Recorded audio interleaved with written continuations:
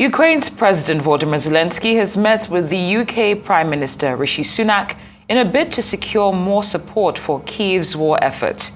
The two leaders held talks at the Prime Minister's country house in Chequers in Buckinghamshire, and before that, they sat down together in Downing Street and confirmed the UK will provide hundreds of air defense missiles and unmanned aircraft, including hundreds of new long-range attack drones.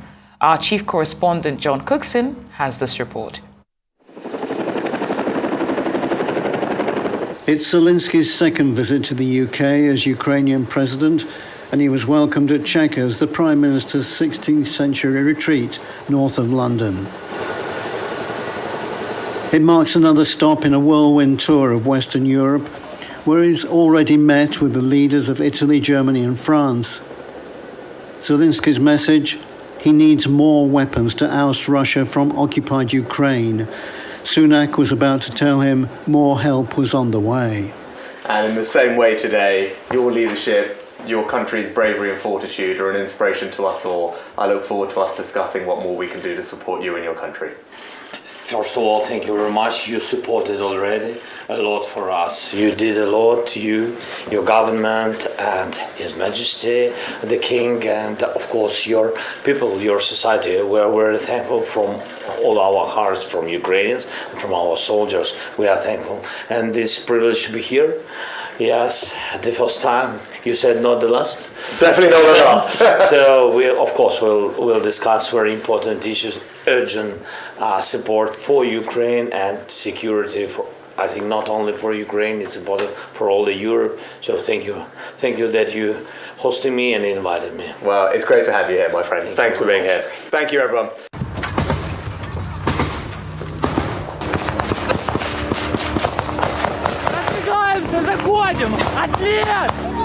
As fighting rages in cities like Bakhmut, Ukraine will surely need the $3 billion of further military support pledged by Germany and the hundreds of attack drones promised today by the UK, in addition to long-range defense missiles.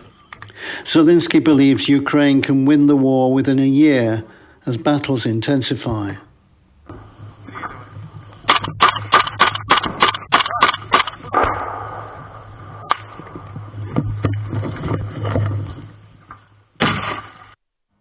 And John Cookson joins us now from London for more. Good afternoon, John. Thank you for joining us here on Newsday. Now, this meeting is over. How long did it last and what did they talk about? Hi there, great to be on Newsday. Well, it lasted for about 2 hours in total, according to Downing Street up at Chequers, the country retreat. A very relaxed surrounding for Zelensky, and they talked, I believe, no official statement has been given yet. They will have talked about the UK's intention to supply long-range defensive missiles, which the Ukrainians can use against Russian forces to a range of up to 200 kilometers, which gives the Ukrainians the opportunity to hit logistic points in the Donbass region, which is part of Ukraine occupied by the Russians, and also, for example, the port of Sevastopol, where the Russian Navy is. They would also have talked about a news announcement today of the UK promising hundreds of attack drones, long-range drones, to Ukraine.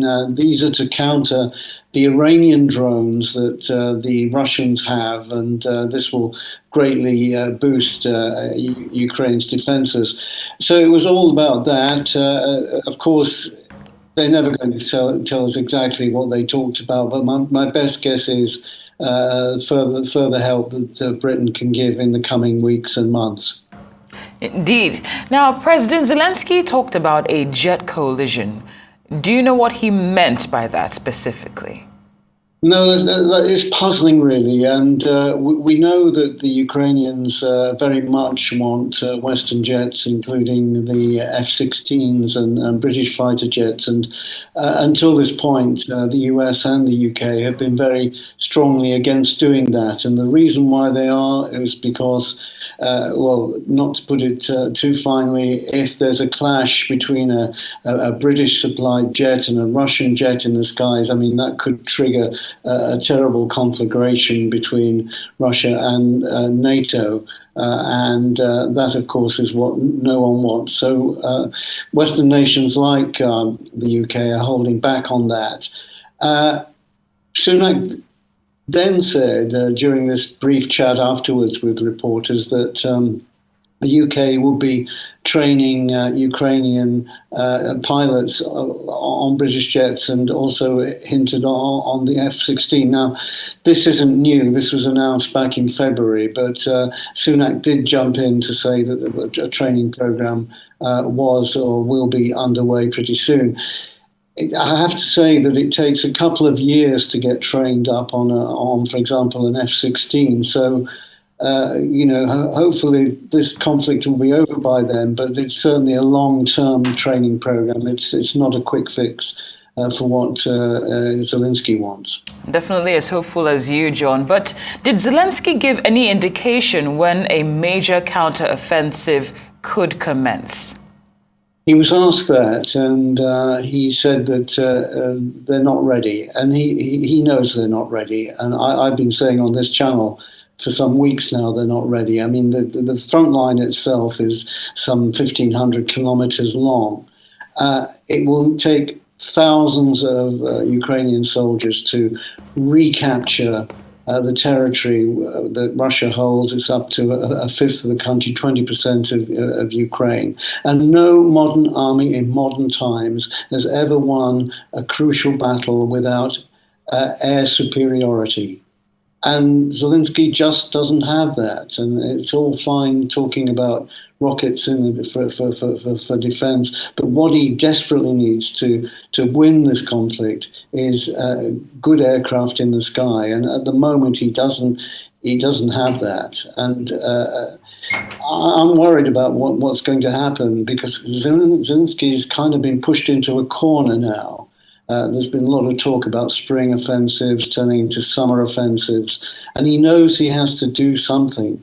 And billions of dollars worth of aid, military aid, has been pouring into Ukraine, and it's coming to crunch time now. And indeed, the former head of the British Army, Sir Richard Dannat, said today that if Ukraine doesn't win this war within a year, and defeat Russia within a year, then Western support is going to slip away.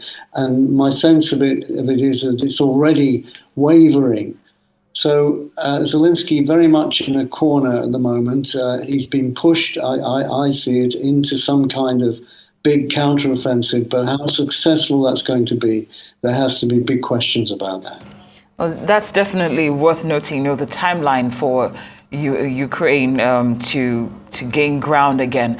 But in terms of what's happening in Ukraine at the moment, John, we are seeing that there are reports that suggest that in the last hour, Russian shelling has killed 4 people in Donetsk. Have you heard anything about that, or any other events that might be taking place in Ukraine? It's the same old that's been going on for almost a year now. We have these Russian blitzes from time to time. Rockets come from nowhere, drones come from nowhere and take out apartment blocks, and innocent Ukrainian men, women and children are killed almost on a daily basis. Then we've got that pitched battle going on between the Russians and the Ukrainians in Bakhmut. Hundreds of thousands of lives are said to have been lost already for this town that's already been reduced to dust. It really is absolutely desperate. And until the Ukrainians can come up with some kind of massive counteroffensive with the right air support, then this is going to carry on for the foreseeable future, I'm afraid. Well, John, before we let you go, I'd like to go back to the very important point you raised about the timeline being given to Ukraine to hopefully defeat Russia because the support from the West might dwindle significantly. Can you give us an idea of the countries, the specific countries that might start to fall back in terms of support for Ukraine if things don't change in the next year? Well, Poland has always been a strong ally, and so has Romania and Germany. But Poland and Romania and other former Eastern Bloc countries are being hurt very much at the moment because of the impact of the economic impact on them, particularly with cheap wheat flowing in from Ukraine and just blowing the market out. And Polish farmers, they can't sell their grain. Germany, again, on the ropes economically at the moment. I mean, it pledged billions of dollars worth of military aid this week. In better times, it could have given much more or pledged much more. So those are just three countries where,